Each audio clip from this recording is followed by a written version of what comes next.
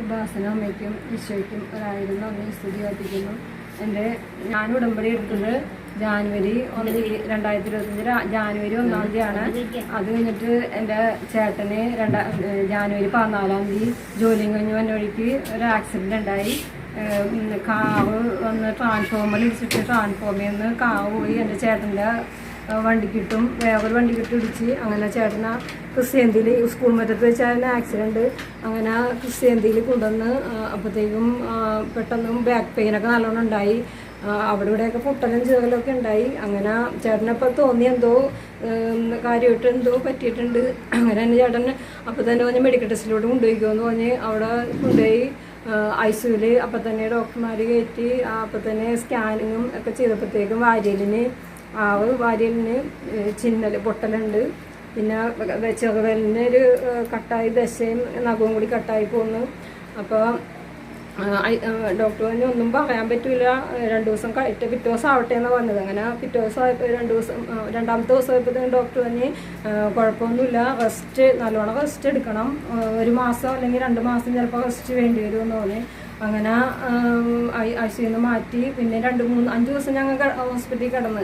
അപ്പോൾ ഞാൻ ആക്സിഡൻറ്റ് പറ്റിയെന്ന് അറിഞ്ഞപ്പോൾ തന്നെ ഞാൻ മാതാവിനോട് ഞാൻ വീട്ടിൽ രാത്രി പ്രാർത്ഥന കഴിഞ്ഞ് ബൈബിൾ വായിച്ചുകൊണ്ടിരിക്കുമ്പോഴാണ് ഈ ആക്സിഡൻറ്റ്. എൻ്റെ ചേട്ടൻ്റെ കൂട്ടുകാരൻ്റെ ഭാര്യ വിളിച്ചിട്ടാണ് ഇങ്ങനെ പറയണത്, എന്ത് പറ്റാൻ ചേട്ടൻ ജോലിക്ക് പോയിട്ട് വന്നിട്ടില്ലല്ലോ. അപ്പോൾ പറഞ്ഞ് അതറിയാതെ എന്നോട് പറഞ്ഞത്. അതിനാകെ വിഷമമായി. അത് അപ്പം തന്നെ ഫോൺ കട്ട് ചെയ്ത്. അപ്പം തന്നെ എനിക്ക് സംശയം തോന്നിയാണ് ഞാൻ അപ്പം എൻ്റെ മോനെ വിളിച്ച്. മോനപ്പം ജോലി സ്ഥലത്തായിരുന്നു. മോനും അറിഞ്ഞിട്ടില്ല. അങ്ങനെയാണ് പിന്നെ ചേട്ടനെ ഇവിടെ ക്രിസ്ത്യാന്തിയിൽ അവിടെ ചേട്ടൻ്റെ കൂട്ടുകാരൊക്കെ കൂടി അവിടെ നിന്നാണ് പിന്നെ മെഡിക്കൽ ടെസ്റ്റിലോട്ട് കൊണ്ടുപോകുന്നത്. അപ്പോൾ തന്നെ മാതാവിനോട് പറഞ്ഞു, മാതാവേ എൻ്റെ ചേട്ടന് എന്തെങ്കിലും സംഭവിച്ചിട്ടുണ്ടെങ്കിൽ ഞാൻ അമ്മയ്ക്ക് സമർപ്പിക്കുന്നു. അമ്മ ഈശോനോട് പറഞ്ഞ് എൻ്റെ ചേട്ടന് എന്താ പറ്റിയെന്ന് വെച്ചാൽ അതിന് പൂർണ്ണമായി സൗഖ്യം. എന്താണെന്ന് വെച്ചാൽ എനിക്ക് അറിയില്ല പറ്റിയേക്കണം. എന്താ പറ്റിയെന്ന് വെച്ചാൽ പൂർണ്ണ സൗഖ്യം എൻ്റെ ചേട്ടന് വാങ്ങിച്ചു കൊടുത്തിരിക്കണം. ഞങ്ങൾക്ക് ആരുമില്ല, ഈശോയും അമ്മയും മാത്രമേ ഉള്ളൂ. അങ്ങനെ ഞാൻ പറഞ്ഞ അമ്മ എനിക്കാണെങ്കിൽ ഭയങ്കര പേടിയാണ് എല്ലാ കാര്യത്തിനും. എനിക്ക് ഒട്ടും ധൈര്യം. പക്ഷെ ഞാൻ ഈ ഉടമ്പടി എടുത്തേ പിന്നെ എനിക്ക് അന്ന് തുടങ്ങി മാതാവിൻ്റെ ഭയങ്കര സംരക്ഷണയോട് എനിക്ക് ധൈര്യം കിട്ടി. അല്ലെങ്കിൽ ഞാൻ അങ്ങനെ ആക്സിഡൻറ്റ് കേട്ട ഞാൻ അവിടെ തലറങ്ങി വീണ ആളാണ്. ഞാനപ്പം അമ്മച്ചിയോടുകൂടി, അമ്മച്ചി 82 വയസ്സായി. അമ്മച്ചി അറിയുമ്പോൾ അമ്മച്ചിക്ക് വിഷമമാവും. ഞാൻ മുറിക്കകത്ത് പോയി ബാത്റൂമിൽ കയറിയെന്ന് ഞാൻ കരഞ്ഞാലോട് പ്രാർത്ഥിച്ച്, മാതാവ് എൻ്റെ ചേട്ടന് ഒന്നും പറ്റല്ലേ, ഒരാപത്തും പറ്റല്ലേ. പക്ഷെ മാതാവ് എൻ്റെ പ്രാർത്ഥന കേട്ട് 5 ദിവസം ആശുപത്രിയിൽ കിടന്ന്. അപ്പോൾ ഞാൻ പറഞ്ഞ മാതാവിനെ ഞാൻ ഏൽപ്പിച്ചിരിക്കാം. പക്ഷെ അപ്പോൾ അവിടെ നോക്കിയ ഒരു സിസ്റ്റർ, ആ സിസ്റ്ററിൻ്റെ പേര് മേരി. ആ മേരി എന്ന സിസ്റ്റർ എൻ്റെ ചേട്ടൻ്റെ സ്വന്തം സഹോദരനെ പോലെ നോക്കി. എല്ലാം എന്ത് ഭയങ്കര കെയറിങ്ങായിരുന്നു. എൻ്റെ ഉപാസന പത്രം കൊണ്ടുവന്ന് തലോണ്ടടി ചേട്ടനോട് വെക്കാൻ പറഞ്ഞ് എപ്പോഴും വന്ന് ചോദിക്കും വിവരങ്ങളൊക്കെ. അപ്പം ഞാനപ്പോൾ പൂർണ്ണമായിട്ട് ഞാൻ മനസ്സിലാക്കി. എൻ്റെ അമ്മ നേരിട്ട് വന്ന് ഇടപെട്ട് എൻ്റെ ഇൻസാറിന് സൗഖ്യം കൊടുത്തത്. ഇപ്പം ഇൻസാറിന് 1-2 മാസം വേണ്ടി വരുമെന്ന് പറഞ്ഞപ്പോൾ 1 മാസം കഴിഞ്ഞപ്പോൾ ഡോക്ടറെ കാണാൻ പറഞ്ഞ് സ്കാൻ പിന്നെ എക്സ്റേ എടുത്തപ്പോഴത്തേക്കും അത് വാരിയലിൻ്റെ ഇത് കൂടിയിട്ടുണ്ട്, ഇനി 2 ആഴ്ച കൂടി റെസ്റ്റ് എടുത്താൽ മതി എന്ന് പറഞ്ഞു. പക്ഷേ ചേട്ടൻ അത് കഴിഞ്ഞ് 1 ആഴ്ച തന്നെ ജോലിക്ക് പോകാൻ തുടങ്ങി. ഇപ്പം വലിയ അനുഗ്രഹം ചെയ്തു തന്ന ഈശോയ്ക്കും ഈശോയിൽ നിന്ന് വാങ്ങിച്ചു തന്ന അമ്മയ്ക്ക് കോടാനും കൂടി നന്ദി സ്തുതി അർപ്പിക്കുന്നു. അതില് പിന്നെ അന്നേരം സ്പീച്ച് തെറാപ്പി അതൊക്കെ ചെയ്തുകൊണ്ടും അസുഖം അങ്ങനെ മാറി. പിന്നെ ഞാൻ ഉടമ്പടിയുടെ ആ പ്രാർത്ഥനയും കാര്യങ്ങളൊക്കെ അങ്ങനെ ആ പ്രശ്നങ്ങളൊക്കെ വന്നപ്പോൾ അങ്ങനെ വിട്ടുപോയി. പിന്നെ അത് ഇനിയിപ്പോൾ ഈ ജനുവരിയിൽ അഖണ്ഡ ജപമാല പങ്കെടുത്തതിന് ശേഷം മിനിച്ചിട്ടെന്നെ കണ്ടപ്പോൾ എന്നോട് ചോദിച്ചു, കഴിഞ്ഞ് എനിക്കൊരു സാക്ഷി ഉണ്ടല്ലോ എന്ന് പറഞ്ഞു. അപ്പം ഞാൻ പറഞ്ഞു, എനിക്ക് സാക്ഷിയുണ്ട്. അപ്പം ഞാൻ ഈ കാര്യം മറന്നു നടക്കണേണ്. അപ്പം മിനിച്ചിട്ട് പറഞ്ഞു, സാക്ഷിയുണ്ട്. എന്ന് വെച്ചാൽ എനിക്ക് സാക്ഷിയാണ്. അപ്പം മകന് സംസാരം ശരിയായി, നീ അത് സാക്ഷ്യം പറഞ്ഞാൽ വിളിച്ചു.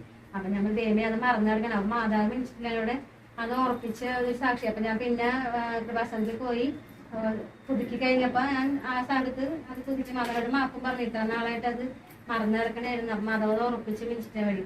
പിന്നെ 2018 ഞാൻ ഉടമ്പടി എടുത്ത് 19 വരെ ആ 1 വർഷക്കാലം ഉടമ്പടിയിൽ നിലനിന്ന് പോന്നു. അപ്പം ഉടമ്പടി കാശ് രൂപ അന്നേരം എൻ്റെ കയ്യിലുണ്ട്.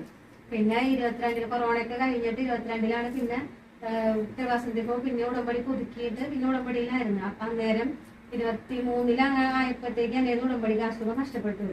പിന്നെ അത് ഞാൻ വീട്ടിലൊക്കെ അന്വേഷിച്ചിട്ടൊന്നും അത് കണ്ടുകിട്ടിയില്ല. പിന്നെ പക്ഷെ എനിക്ക് കൃപാസനത്തിൻ്റെ അവിടെ കൗൺസിലർമാരോട് അച്ഛനോടൊക്കെ പറയാനൊരു പേടി. അവർ ചീത്ത പറയോ പിന്നെ അതെല്ലാം നമുക്ക് വേറെ പുതിയ ഉടമ്പടിയൊക്കെ എടുക്കാൻ പറഞ്ഞ് അതൊരു ബുദ്ധിമുട്ടല്ല ഓർത്തുകൊണ്ട് ഞാൻ ഇത്ര നാൾ വരെ അത് ആരോടും പറഞ്ഞില്ല. നഷ്ടപ്പെട്ടാലും പറഞ്ഞില്ല. എൻ്റെ ഒരു ചെറിയ കാശ് രൂപ ഉള്ളതുകൊണ്ട് ഞാൻ അതെന്റെ ഉടമ്പടി കാശ് രൂപമായിട്ട് ഞാൻ അങ്ങനെ വിശ്വസിച്ച് പ്രാർത്ഥിച്ച് അങ്ങനെ മുന്നോട്ട് പോണായിരുന്നു. അപ്പൊ കഴിഞ്ഞ മാസം ഇതുപോലെ ഞാൻ അഖണ്ഡ ജപമാല അതിന്റെ മുമ്പ് ഇതുപോലെ ഞങ്ങൾ കുറച്ച് പ്രശ്നങ്ങളായിട്ട് വീട്ടിലെ പ്രശ്നങ്ങളായിട്ട് അങ്ങനെ സംസാരിക്കാനായിട്ട് ഇങ്ങനെ പോകുന്ന സമയത്ത് ഇവിടെ വന്ന് മിച്ചിനോട് പറഞ്ഞ് ഇങ്ങനെ വിഷമം കാര്യങ്ങളൊക്കെ പറഞ്ഞ് ഇവിടെ വന്ന് സംസാരിച്ച് അല്ല ഇവിടെ വന്ന് പ്രാർത്ഥിച്ചിട്ട് പോകാൻ പറഞ്ഞോണ്ട് ഇവിടെ വന്ന് പ്രാർത്ഥിച്ച് തിരിയെത്തിച്ച് പ്രാർത്ഥിച്ചതിന് ശേഷം ഞങ്ങൾ ഇറങ്ങിയപ്പോ മിച്ചിനോട് ചോദിച്ചു കാശ് രൂപ എന്തെന്ന് ചോദിച്ചു. ഉടമ്പടി കാശ് രൂപ എന്തെന്ന് ചോദിച്ചു. ഞാൻ പറഞ്ഞു എൻ്റെ ഇല്ല, പക്ഷെ ഞാൻ അടുത്തുള്ള ഒരു ചേച്ചിയുടെ അടുത്ത് വാങ്ങിച്ച് പ്രാർത്ഥിക്കാൻ വേണ്ടി കൊണ്ടുവന്നിട്ട് അപ്പൊ നീ കാശ് രൂപ പോയാൽ നീ ഇതുവരെ എന്നോട് എന്താ പറയാനെന്ന് ചോദിച്ചു. ഞാൻ പറഞ്ഞ സത്യമായിട്ട് അത് മറന്നു കിടക്കണേരുന്നു.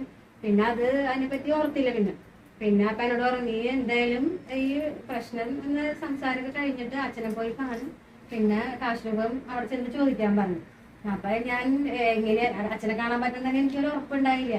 പിന്നെ ഞാനും ഭർത്താവ് അത്ര വിഷമത്തോടു കൂടിയാണ് ബസ്സിൽ പോയി അവിടെ ചെന്ന് അച്ഛനെ കാണാനായിട്ടുള്ള ടോക്കണൊക്കെ കിട്ടി. അങ്ങനെ സംസാരിച്ച് അച്ഛനായിട്ട് കണ്ട് പ്രാർത്ഥിച്ച് പോന്നു. പക്ഷെ കാശ് രൂപത്തിനെ പറ്റി ജോസഫ് അച്ഛനോട് സംസാരിച്ചില്ല.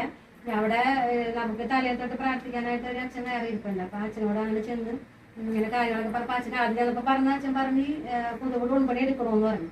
അപ്പൊ ഞാൻ പറഞ്ഞ അച്ഛാ ഇങ്ങനെ ഭയങ്കര പ്രശ്നത്തിലാണ്, ഞങ്ങൾക്ക് ആകെ ജീവിക്കാൻ പറ്റാത്ത അവസ്ഥയാണ് എന്നൊക്കെ പറഞ്ഞ് അങ്ങനെ കുറച്ച് കാര്യങ്ങളൊക്കെ പറഞ്ഞപ്പോ അച്ഛൻ വേഗം പ്രാർത്ഥിച്ചെങ്കിൽ മാതാവിന്റെ കാശുരൂപം തന്നു. അത് വലിയൊരു അത്ഭുതവും വലിയൊരു അനുഗ്രഹവുമാണ്. കിട്ടും വെച്ചിട്ട് പറഞ്ഞ അച്ഛനെ കാണാൻ പറ്റും, ഉടമ്പടി കാശുരൂപം കിട്ടും, ധൈര്യമായിട്ട് പ്രാർത്ഥിച്ചോണ്ട് പോയിക്കോന്ന് പറഞ്ഞു. പക്ഷെ എനിക്ക് മനസ്സിലൊരു വിഷമവും പേടി എല്ലാം കൂടി ആയിരുന്നു. ഞാൻ അപ്പൊ അങ്ങനെ പ്രാർത്ഥിച്ചോണ്ട് തന്നെ പോയി. പക്ഷെ കാശുരൂപം കിട്ടി.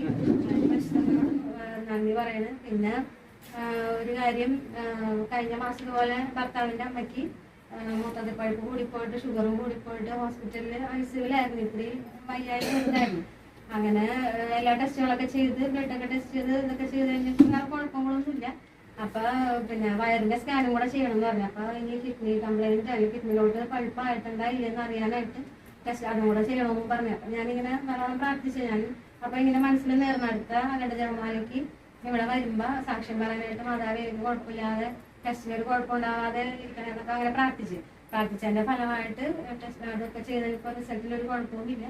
പിന്നെ ഒന്നരാഴ്ചത്തോളം അവിടെ കിടന്ന് പിന്നെ അതിന് പോകും, കുഴപ്പമൊന്നുമില്ല. അപ്പൊ മാതാവിന്റെ അടുത്ത് സാക്ഷ്യപ്പെടുത്തണേന് ഇപ്പോഴും എന്നെയും കുടുംബത്തെയും സംരക്ഷിച്ചുകൊണ്ടിരിക്കണേന് ഈശോ കൃപാസനാമ്മയ്ക്കും ഈശോയ്ക്കും